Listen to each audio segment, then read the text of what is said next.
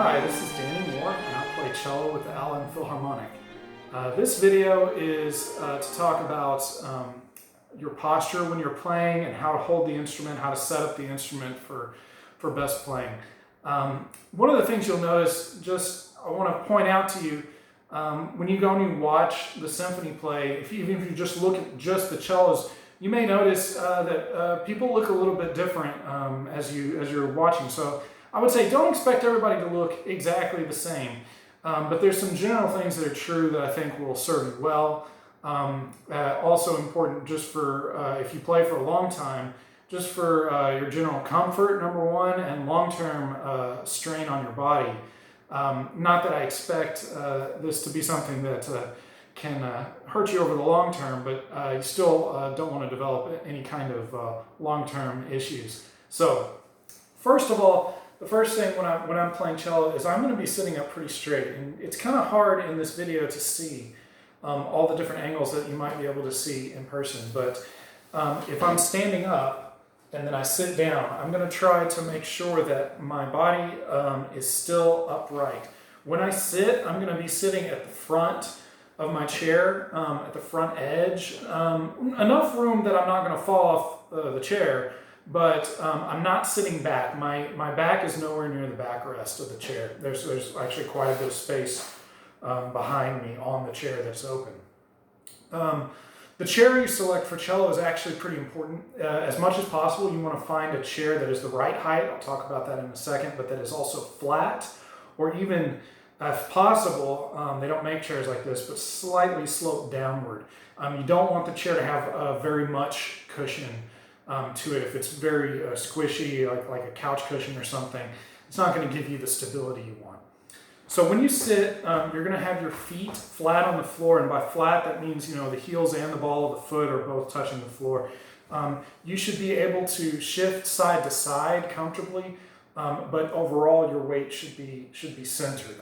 If you took like a string when you're playing, it's almost like if somebody came over to the center of your head and just kind of pulled up, and then the rest of the body relaxed.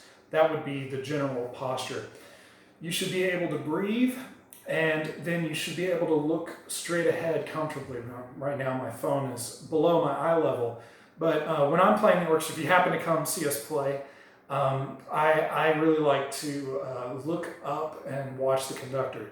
I think it's really important to train yourself early on to watch the conductor while you're playing. It is very, very valuable as a member of the orchestra to be comfortable looking up at the conductor and watching what they're doing.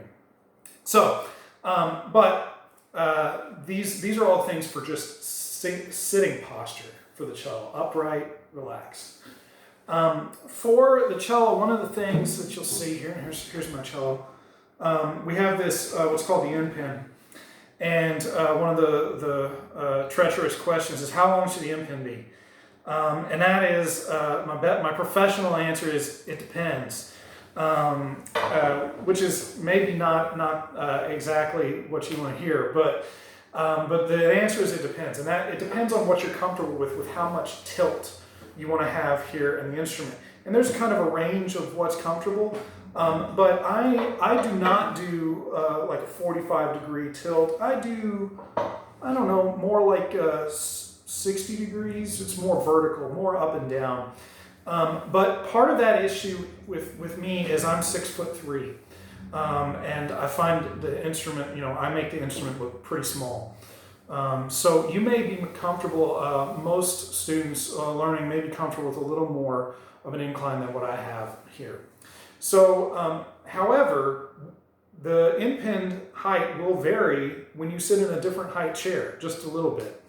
So I don't want to talk too much about exactly how long the end pin length should be, such that you would make a mark on the end pin and it would be the same every time, because it changes a little bit. Instead, we're going to use some other measures to decide how long it should be.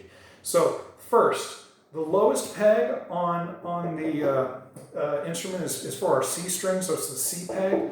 That should be aligned with the center of your ear. So you can't quite see the C peg too well, but if you can kind of see my ear here, I can actually touch the C peg with the center of my ear. And that is the height that I'm calibrating the instrument at there. So that's point number one. Point number 2, the top of the back of the cello is going to rest just to the right, my body's right, of the sternum. I know that's left, like maybe backwards in the video, depending on how the camera's working, but I don't know if it flips the image. But it's going to be just a little bit off center, and it's going to be not below the sternum. So if you know here, you have a bone that runs here, and then it stops right about here. Here's your solar plexus, and the bone here is called the sternum. So you don't want to be pressing the cello near or on the solar plexus. That would be incredibly uncomfortable. So it needs to be up towards the lower part of the sternum, and it'll be on the rib cage there. So we have 1, 2.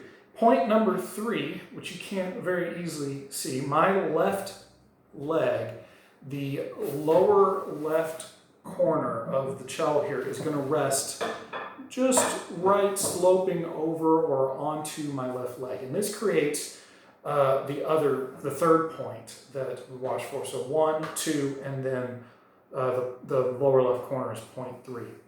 Then with the cello resting the end pin on the ground, I've got, I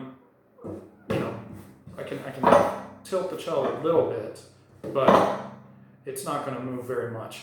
So it's stable with no hands. It's not going to fall. And that's because we've got a stable triangle and it's tilted back against my body. I don't have to worry about that. This allows me to rock side to side if I do so. I have my right leg that's able to move forward or back. If I get a leg cramp or something, it's going to generally stay pretty still. I can move my left foot if I need to, but you notice when I did go to move my left foot, I'm holding it steady up here. So altogether, this creates a lot of stability, makes it easier to reach around the instrument and do all of the motions that we've got to do. So final thing, as I was saying, for the end pin length, it's whatever height gets you to have this here and rest on the sternum. It still has some tilt. We want some slope to the instrument, but I would stay away anything that's really flat. Would have your arms up really high to play the instrument. That's too much. So experiment a little bit with what's comfortable for you on the tilt. I tend to go with a little less tilt than most players, but that's mostly because of my height. So good luck.